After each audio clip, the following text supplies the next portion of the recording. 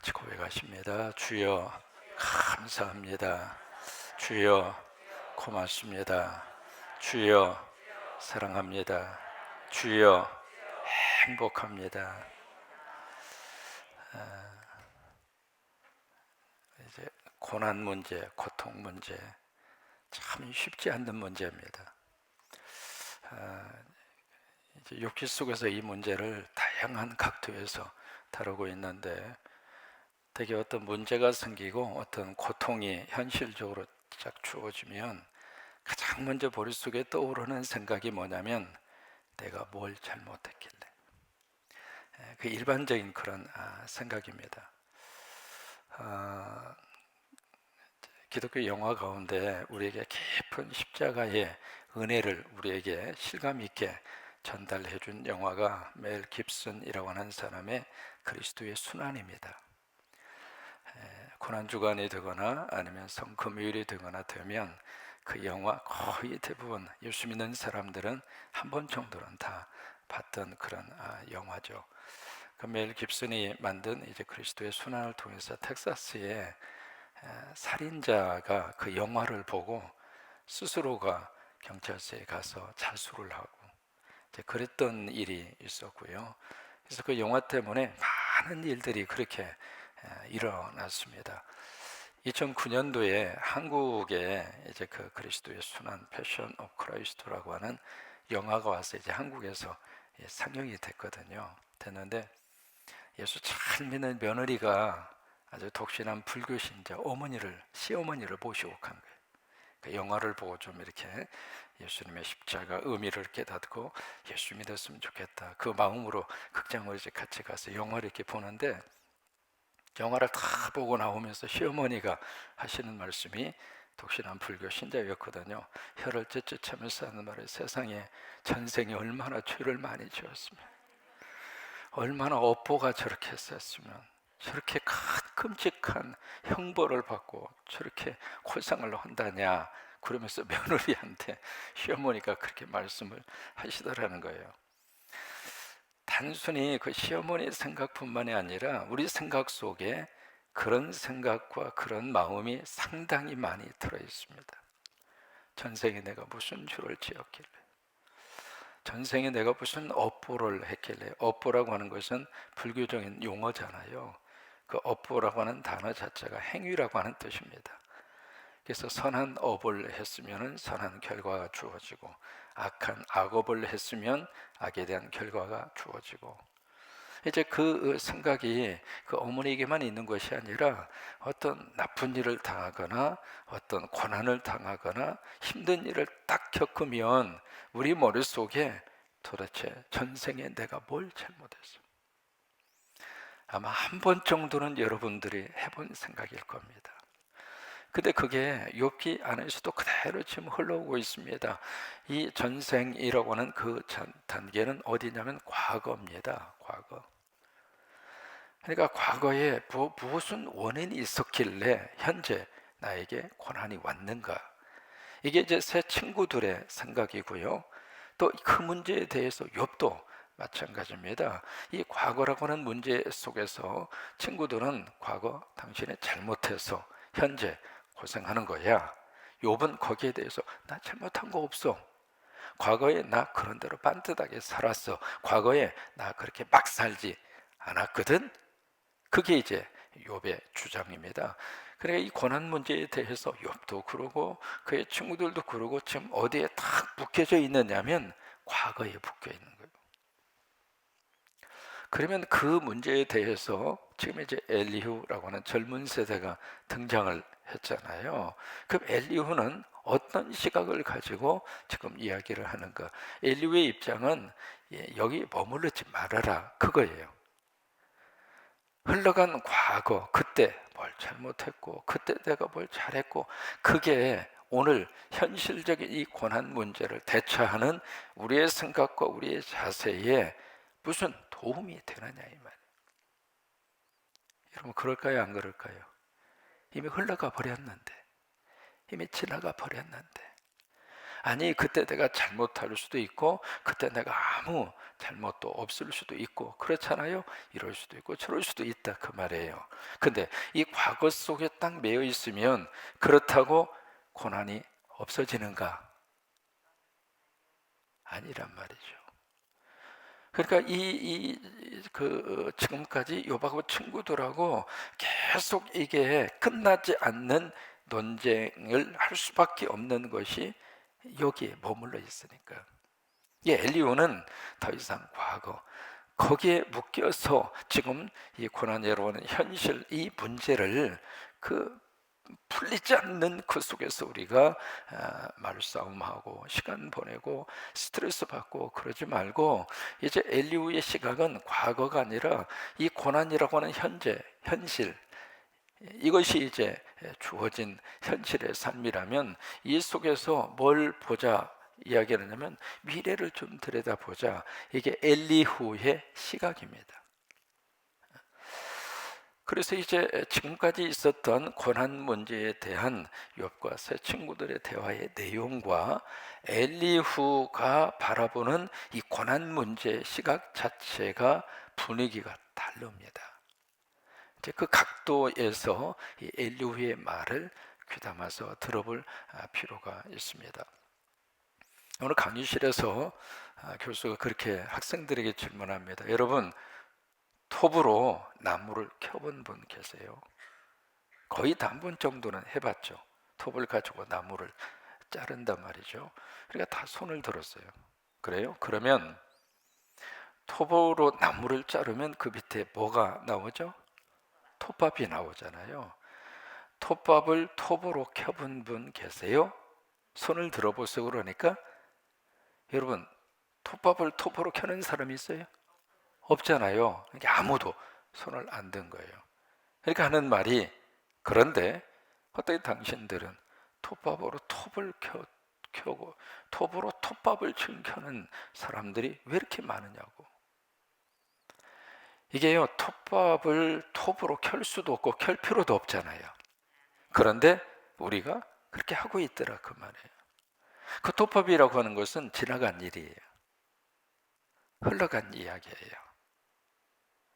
흘러가 버린 어제에 대해서 나름대로 뭐 반성도 할 수 있고 흘러간 어제에 대해서 조금 더 이렇게 했으면 좋았는데 그런 생각하는 것은 좋죠. 그것은 우리에게 필요해요. 그런데 매사에 계속 과거적인 것에 묶여 있다면 그것은 마치 톱밥을 놓고 톱으로 켜는 거하고 똑같다 이 말이에요.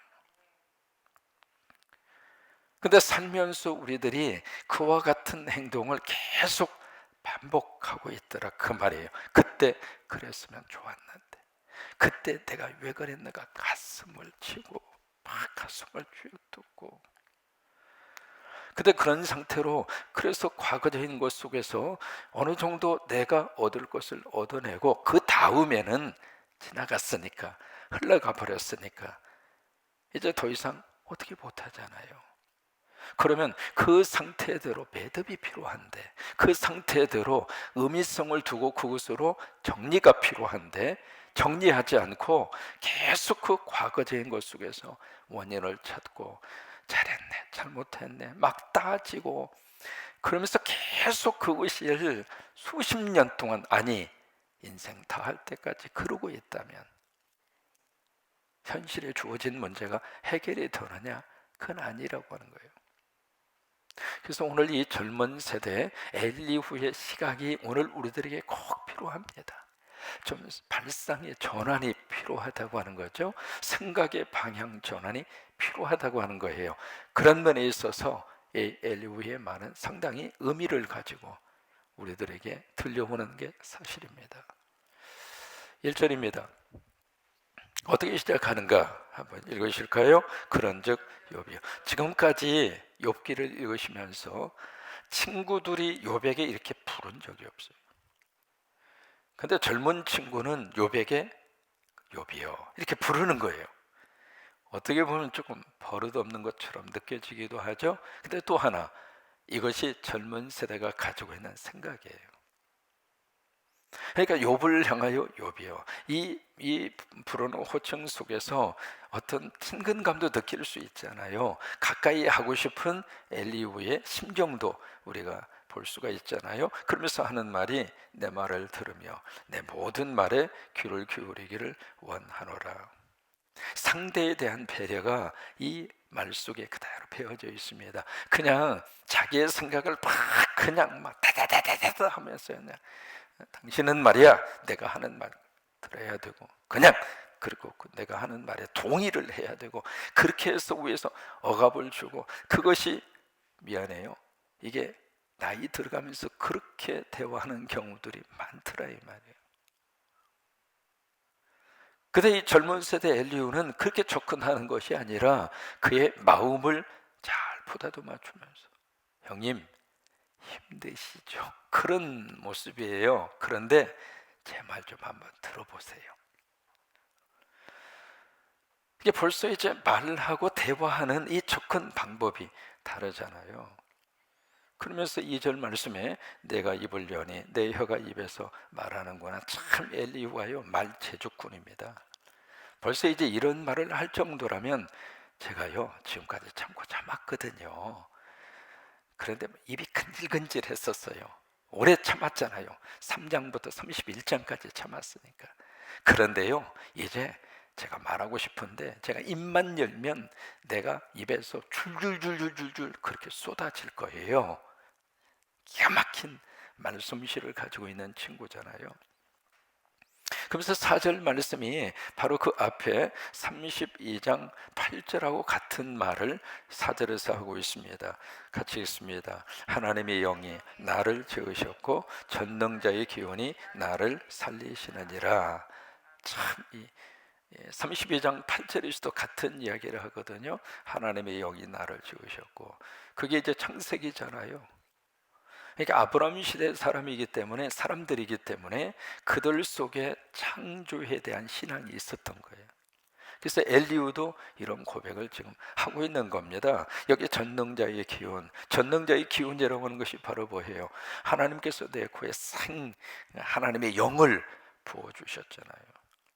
그래서 우리가 호흡할 때마다 그런 생각을 해요. 네 힘으로 사냐? 하나님이 주신 힘으로 살지.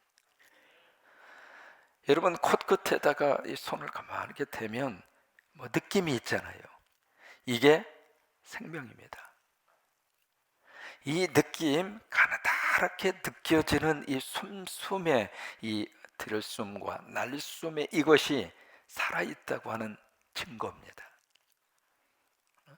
이게 딱 끝나잖아요. 그러면 의사는 와서 운명하셨습니다.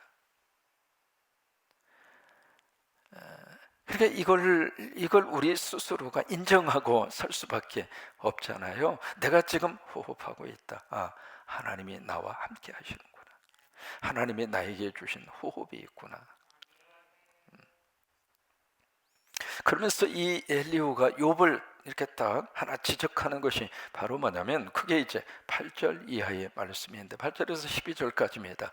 뭘 지금 엘리후가 욥에게 지적을 하느냐면, 욥 당신, 내가 한 가지, 내가 느끼고 내가 진실된 마음으로 당신에게 한마디 충고하고 싶은데, 당신이 이 고난 문제에 대해서 과거에 내가 결백했다, 나는 하나님 앞에서 아무 죄도 없고 나 하나님 앞에서 그런 대로 떳떳하게 살았고, 그렇게 주장을 하는데 과연 당신의 그 결백이 옳은 건가? 그 전능하신 하나님 앞에서 피조물인 인간이 얼마나 깨끗하고 그리고 바르게 살았다고 말할 수 있겠는가? 이게 엘리후가 욥에 대해서 지적하는 거예요. 그래서 이제 무슨 이야기를 하느냐면, 하나님께서 여러 가지 말씀을 하시는데 하나님이 많은 여러 가지 패턴이 히브리서의 말씀이거든요. 여러 모양으로, 지난 시대에 하나님께서 여러 모양으로 우리에게 말씀하시되, 이제는 마지막 날에 그 아들 예수 그리스도를 통해서 우리에게 말씀하셨느니라. 이게 히브리서의 말씀인데 구약 시대에 여러 가지 모습으로 하나님께 말씀을 하시는데 그 여러 가지 모습의 말씀 가운데 하나가 바로 뭐냐면 첫째는 꿈이라고 하는 거예요. 13절 이하의 말씀이 바로 그거예요. 꿈을 통해서 하나님이 우리에게 말씀을 하시고, 두 번째로 하나님이 우리에게 환상을 통해서 말씀을 하시고. 여러분, 꿈하고 환상하고 어떻게 다를까요? 꿈은 저녁에 주무실 때 꾸는 게 꿈이에요. 환상은 낮에 깨어있는 상태에서 보는 게 환상이에요. 그러니까 베드로가 환상을 보죠. 저녁에 자다가 환상을 본 것이 아니라 기도 시간에 옥상에 올라가서 기도하다가. 바울이 환상을 보잖아요. 그죠? 마게도냐 사람이 건너머리를 도와라. 그러니까 꿈과 환상이 틀려요.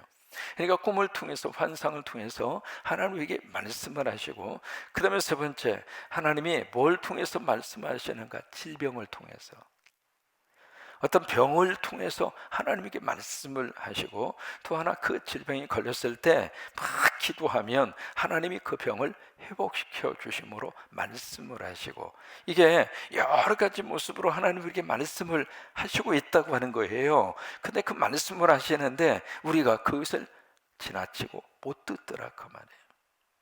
그게 엘리후의 말입니다. 여러분 공감이 가시죠? 이제 구약 성경 시대에 여러분 지금도 이게 이제 말씀을 하시는 여러 가지 모습이 있잖아요. 사람이 병에 딱 걸리면 그때부터 뭔가 질문하게 돼 있습니다. 그러면서 여기서 쭉 이야기하고 있는 그 내용이 바로 뭐냐면, 이 엘리후가 이야기하고 싶은 것이 바로 고난도 하나님이 말씀하시는 한 패턴이더라. 사람이 어려움을 당하고 사람이 예기치 않는 큰 문제를 이렇게 당하면 그 속에서 하나님의 음성을 듣더라. 하나님이 그것을 통해서 우리에게 말씀을 하시더라. 그 이야기예요. 그러니 당신이 당한 이 고난 속에서 하나님을 바라봅시다. 하나님이 이 고난을 통해서 무슨 말씀을 하실지, 그리고 이 고난을 통해서 하나님이 어떤 일을 하실지 미래적으로 고난 문제를 한번 바라봅시다. 그러니까 시각을 바꾸자 그 말이에요. 고난에 대한 시각을, 과거에 뭘 잘못해서 그걸 가지고 막 고민하고 그 속에서 씨름하고 그렇게 하면서 우리가 인생을 낭비하지 말고 그것은 어느 정도 하고 끝내고, 이제 이 고난을 바라보는 시각을 미래적으로 한번 돌려보자. 하나님이 이 고난을 통해서 무슨 일을 하실까? 이 고난을 통해서 어떤 말씀을 나에게 해주실까? 이 고난을 통해서 하나님이 내 인생 가운데 어떤 영광을 받으실까? 그것을 한번 들여다보자. 그게 엘리후의 말입니다. 요한복음에 기록이 되어 있죠. 태어나면서부터 시각장애인인 한 아이를 놓고 묻습니다. 주님, 저 아이가 저렇게 된 것이 누구의 죄 때문입니까? 그게 바로 뭐예요? 고난에 대한 과거적 시각입니다. 바라기는 우리가 믿음 안에서 이 욥기를 같이 이렇게 들으면서, 저도 그러고 여러분도 그러고, 과거의 상처라고 하는 것이 없어지지 않습니다. 특별히 내가 고의적이든 고의적이지 않던 내 실수로 인하여 과거의 상처가 내 속에 배어 있다면 그것이 평생 가도 잊혀지지 않습니다. 그런데 그것이 나의 발목을 잡습니다. 도대체 누구 죄 때문에 저 아이가 시각장애인으로 태어났습니까? 예수님 뭐라고 말씀하셨어요? 본인 죄도 아니고 부모 죄도 아니고 조상 탓도 아니다. 고난에 대해서 과거적인 것 물어서 뭐 하겠냐? 과거적인 것을 따져서 뭐 할 거야?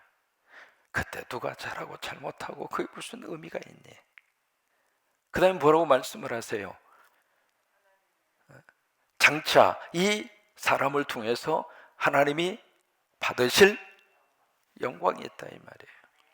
고난에 대한 미래적인 시각으로 우리에게 말씀을 하셨어요.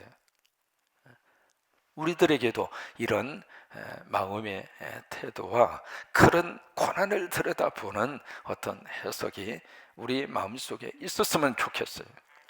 계속 우리를 힘들게 하고 우리를 우울하게 하고 우리를 이렇게 인생을 좀 더 밝게 살고 싶은데 이게 계속 여기에 묶여 있으니까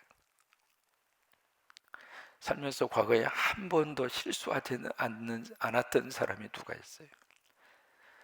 계속 여기에 묶여 있으니까 얼굴은 늘 우울하고 그리고 그냥 늘 그런 속에서 우리들이 살아가고 있는데 그것은 그것대로 그때 그랬었구나. 그리고 사실은 거기서 나와야 되잖아요. 그리고 앞으로가 더 하나님이 어떻게 하실 것인가 그것을 바라보고 그 속에서 믿음으로 내일을 희망하고 내일을 바라보고 이민 목회를 이렇게 오래 하다가 보니까요, 이민 온 사람들의 형편과 사정이 참 다양합니다. 지금이야 좀 달라졌습니다만은 과거 시절의 이민자들은 거의 대부분 한국에서 어려움이 있다거나 사업이 망했거나 먹고 살기 힘들다거나 그런 사연 있는 사람들이 많이 건너왔습니다. 건너와서 먹고 살려고 하다가 보니까 이게 평생 하지도 않았고 할 마음도 없었던 그 일을 오자마자 그 다음 날부터 해야 돼요. 한국 사람들이 가장 많이 하는 것 중에 하나가 뭐냐면 페인트 일입니다. 사다리 높은 사다리 놓고 거기 가서 페인트 한 통 올라가서 거기서 페인트 칠하고 이게 페인트 칠하는 일이 저도 이제 하루 정도 가서 해봤거든요. 보통 일이 아닙니다. 하루에 수십 번을 그 사다리 오르락 내려라 오르락 이게 그러니 온 몸이 뭐 삭신이 쑤시는 것은 저리 가라 하고 그러니까 한 번도 해보지 않는 그 일을 딱 하면서 그게 어떤 의미에서 그분들에게 있어서는 고난이죠. 근데 그것 때문에 어떤 변화가 나타나게 되는가 두 가지를 찾아요. 첫째로 가정을 찾더라고요. 한국에 있을 때에는 12시 새벽 1시 그냥 가정은 막 나 몰라라 하고 부어라 마셔라 2차 3차 그렇게 해서 아이들 얼굴도 못 보면서 그렇게 젊은 시대를 보내던 사람들이 그 땅에 딱 오니까 거기는요 밤 8시 9시 지나면 거리가 한산합니다. 갈 데도 없어요. 그러니까 가정을 찾는 거예요. 두 번째는 그 고난이라고 하는 현실 속에 딱 부딪히니까 그 다음에 찾는 것이 바로 교회입니다. 한국 사람들이 그립고 김치가 같이 한국말 하면서 김치 먹고 싶고 그 그리움과 그 정서 때문에 교회로 막 이렇게 몰려들어요. 그러면서 하는 말이 내가 만약에 한국에서 그런 일을 겪지 않았더라면 미국에 올 이유도 없고 미국에 오지 않았더라면 나는 교회 근처도 가지 않았을 것입니다. 결과적으로 보면 그들이 당한 그 고난이 미래적으로 그들에게 뭐가 됐습니까? 복이 된 거예요. 오늘 엘리후의 말을 통해서 한번 이 문제를 한번 깊이 묵상하는 오늘 하루가 되셨으면 좋겠습니다. 이 속에 너무 우리들이 꽉 갇혀서 톱을 가지고 톱밥을 계속 자르고 있질 않느냐 이 말이에요. 이미 끝나버렸고 이미 지나가 버렸고 빌립보서 3장에 사도 바울을 통해서 고백한 말씀 기억하시잖아요. 내가 한 가지 일, 그것은 내가 지금까지 살아왔던 뒤에 그 일은 내가 잊어버리고 나 잊어버리겠다 그 말이에요. 그것은 그 나름대로 내가 하나님의 은혜 가운데 살아보는 것이니까 내가 과거적인 것, 뒤에 있는 것은 내가 잊어버리고 앞에 있는 것을 잡으려고 내가 쫓아가노라. 그거예요. 금년을 살아왔습니다. 어떻게 살았든 나름대로 살았잖아요. 감사한 것도 있고 아쉬운 것도 있고요. 그러면 감사한 것은 감사하고 감사를 올려드리고, 아쉬운 것은 더 이상 아쉬움이 남지 아니하도록 오늘과 내일을 그렇게 살면 되잖아요. 그죠? 그게 우리들에게 필요한 삶의 자세입니다. 이게 엘리후의 말이 여기서 끝나지 않습니다. 계속 이어지고 있거든요. 이제 과연 엘리후가 어떤 식으로 그의 논리를 이어가는가. 지금 엘리후가 말하는 이 대상은 욥이에요. 욥을 다 대상으로 놓고 지금 엘리후가 이야기를 하고 있습니다. 엘리후의 말이 30 몇 장까지 지속되냐면 7장까지 계속돼요. 그리고 나서 하나님이 욥에게 말씀하십니다. 그래서 한번 기대하시면서 다음 주를 기대하겠습니다.